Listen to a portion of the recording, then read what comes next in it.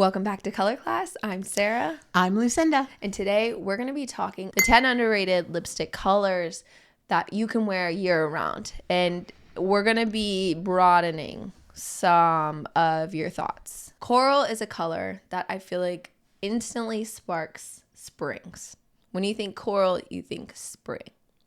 But if we went softer with that coral and a little bit pinkier, who else could wear that? Me. Right. So summer's out there.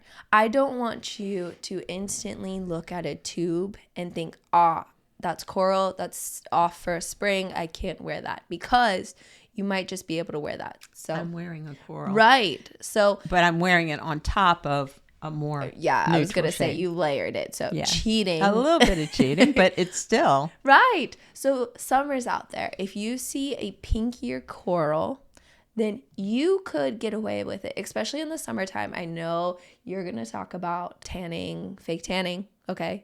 Yes, spray tanning, if you want some creams, cream tanning, no real tanning. But what is that going to do? It's going to warm up your skin tone a little bit. And you're going to be calling for that coral. Mm-hmm. Something in a muted coral. So just keep that in the back of your mind, all right? Keep coral in the back of your mind for summers out there. Now, dustier shades. We instantly think summer, right? Oh, dusty rose, absolute. You just instantly think, that's for summer. Now, when we say dusty, we mean soft, because we're kind of adding gray. You know, if something's dusty, it's a little bit gray. Yeah. Veiled. What other season is dusty and soft and needs some gray in their colors? Autumns. Remember, summers and autumns are sister seasons because we're both soft. So when you see some dustier colors and you're like, I'm going to save that for summer. I want you autumn girls to look at it and say, does this have enough neutrality or warmth to it? Remember, we can go for neutral and we can have a little bit more warmth added to it. Even if, like we talked about earlier, that base tone might be cool, but what if there's some gold mica in there? What if there's a neutral undertone with gold mica on top? Dustier shades can be worn by autumns. They don't have to be, like the orange, deep orange, like the autumn leaves. We can have a dustier range. We can have a neutral range of dusty colors. And what are we doing here? We're shopping our 6 dominant characteristics. Very true. Always think in terms of your dominant characteristic, and when we were talking these colors, because as Sarah talked about the dusty rose, what would the dusty rose, if Sarah put her MAC chili lipstick on heavily, like a normal person wears lipstick. Yes. If she put dusty rose on top of it, she would get this effect that she has right now, only it would be heavier coverage. Right. And last longer. It would be softer. Now, the next one, I grouped these together for a reason, because when I say mauve, what season do you think of? Summer. Right. Mauves have a range of colors, all right? They can be a very purpley, dusty, pinkier color, but they can also shift a little bit warmer, especially if you have a very warm lip. So mauve, think for autumns as well. All right. I know autumns, we always get hit with the dark, the deep, the rich orange. And winters, because True. mauves can shift light to deep. Mm-hmm. Every color has 4 dimensions to it. Right. Every color we're mentioning here, it can go light to deep. It could go warm to cool, just like us. So if you have a mauve shade that's on the deeper spectrum that stays cool, that one goes to the winter category. But if a lipstick company labels a shade as mauve, don't just instantly throw it into the summer pot, because you might be surprised at what these lipstick companies are labeling these shades. Really? All right, now we have plum. So plum, we usually, I think winter. Is that what you think? I think autumn and winter.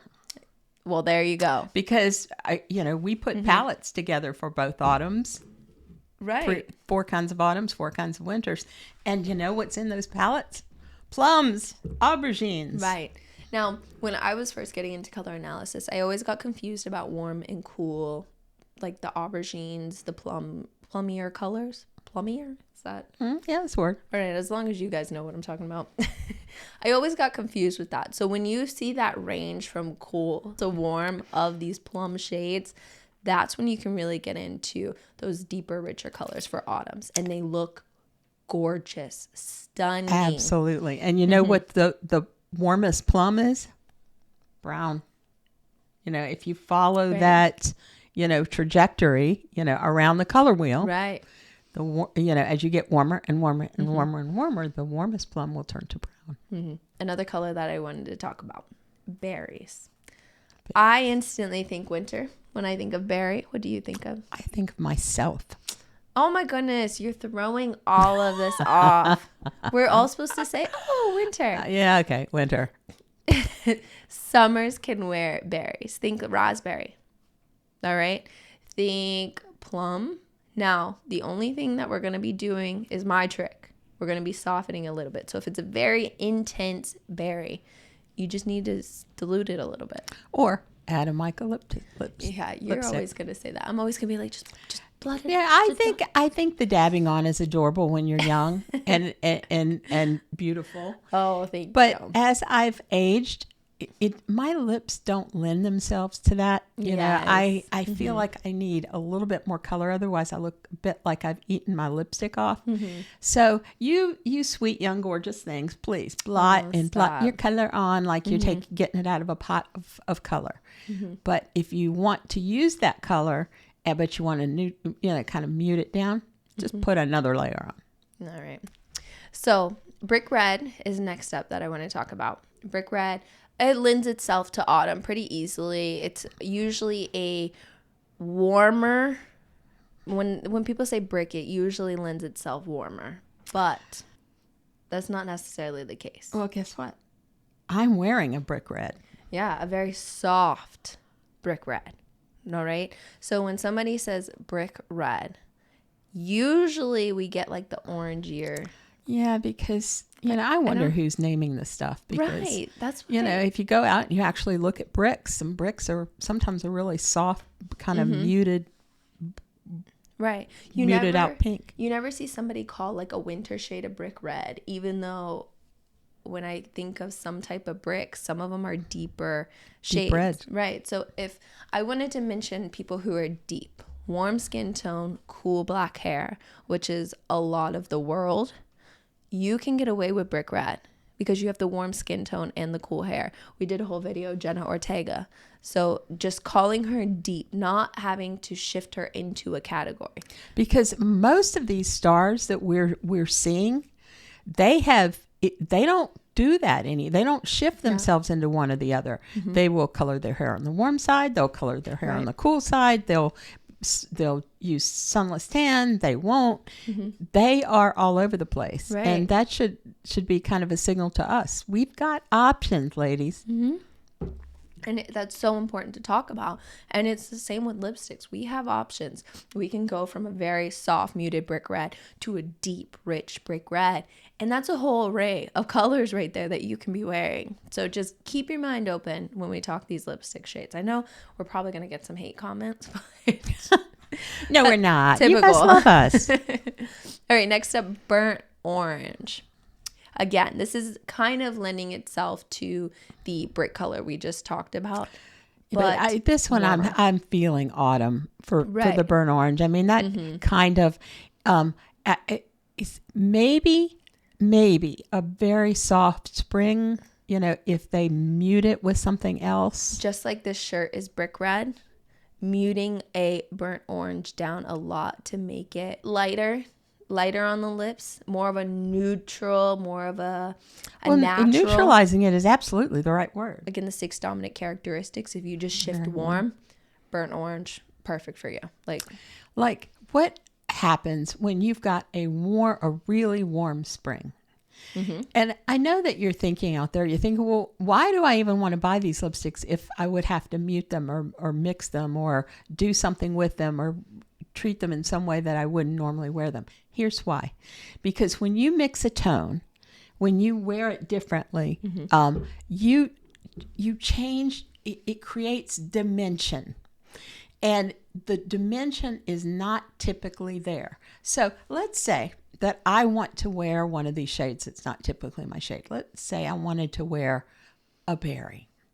So I put it all over my lipstick. But then I take my Buxom Boss, which is kind of a light, soft rose, and put it on top of that, you will get both of those dimensions. And you know what else? It makes your lips look fuller because you've got a little bit of the extra color on the outline, and then you've got lots of the lighter color on the inner portions of the lips. It's created dimension for me, and I'm looking for a fuller lip. You know, it's funny when you ask the question, like, why do all this work pretty much? Why, why blot something on or create different dimension? In my head, it was because I do not stay within my season. I like to experiment. I like to, if if you're neutral, if you have any part that's neutral about you, you can play. You can absolutely play with different seasons. I mean, I have a lot of softer shades that work well. I have a lot of brighter shades that work well. And finding that perfect like intensity today, that was so much fun for me to just kind of play around with it and think, I need to go a little bit softer. So I had to wipe off a little bit more maybe I could go a little bit deeper with this shade. I love doing that. Well, there's also, I know when you're going to do it, because when you've got your hair down, when you're being like a nature girl, when you're not all fluffed up and prissy with your makeup, this is the lipstick look you always choose. And the look is very natural. You know, if you were seeing her on the street, you would wonder, are those really her lips, or is that makeup? Because it's just a tint. Then it becomes a tint. This is a very bright red lipstick, and I just want to showcase. I blotted this so much, and this is how intense it looks. So, but it looks like lips. It stopped looking like she was all made up, and that's a choice you have. Right. All right. Next up, Nude.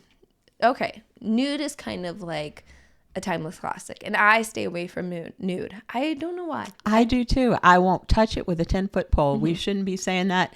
If you do Nude, that's wonderful. That's good. I can't wear it.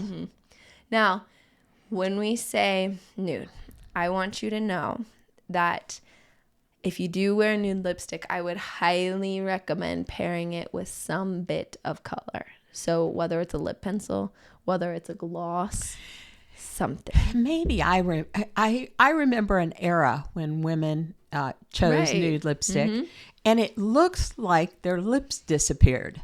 I mean, they just became the color of their face. And when I talk about nude lipstick, I'm thinking, well, I can get that look by putting foundation over my lips when I do my after I do my foundation, nude lips right there. So we're sorry. And please, if you love a nude lipstick, put it in the comments below. Say why you love it, how it's been great for you. We feel we're just speaking personal experience here. All right, deep wine. Love it. Normally, I think winter, deep, rich burgundies, colors like that. Autumns, think twice. It kind of goes back to the plum that we were talking about. But think twice about getting into deep wines because, I mean, I don't want to get too specific, but think like a deep red wine versus like a deep berry wine, all right? So the sangria versus... Right, the more reddish it goes, it adds some more warmth to that, and you can get away with that beautifully. And then last up, peach. All right. And it's funny because now when I think about this kind of goes back to our first one, which was coral.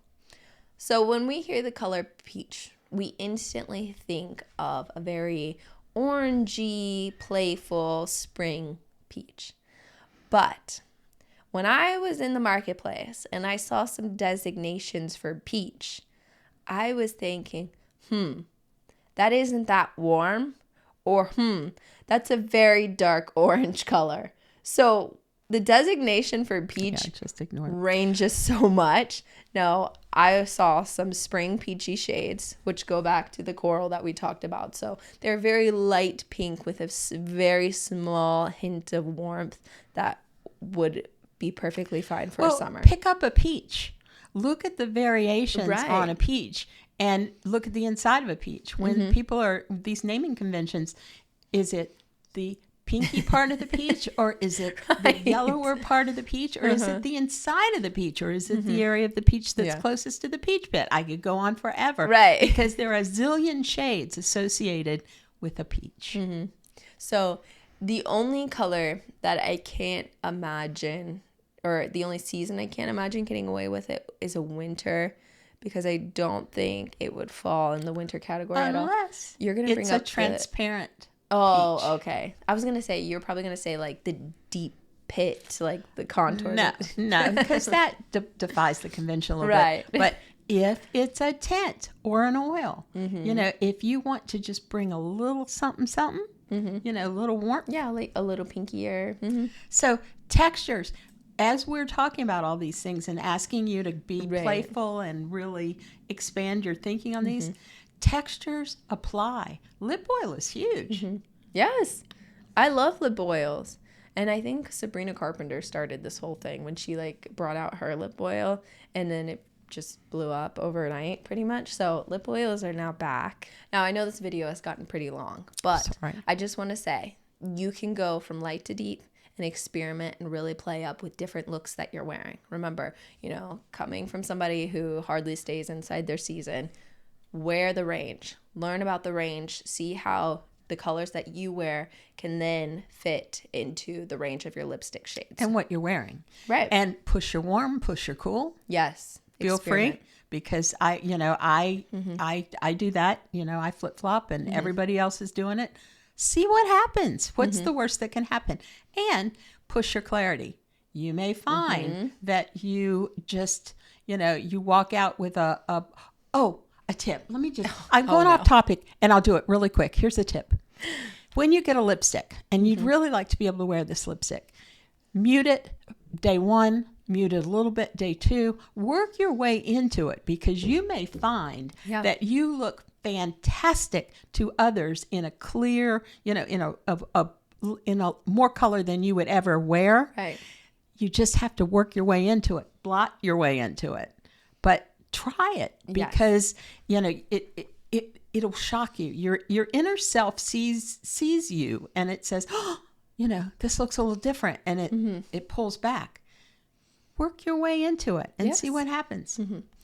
All right, so thank you for joining us today. I'm going to run through our ending really quickly. If you would like a completely custom color portfolio done by us, the link is down in the description. You can head on over to our website. If you would like to join our Patreon page, we'll probably have some fun like downloads, or maybe we should do like a put the lipstick on your lips kind of thing and have like fun. An app.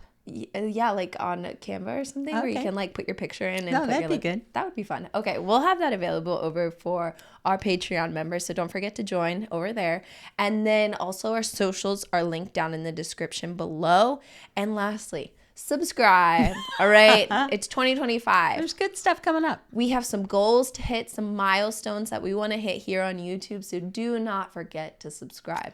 Thank you for joining us today. I'm Sarah. I'm Lucinda. This has been another color class, and we'll see you in our next video.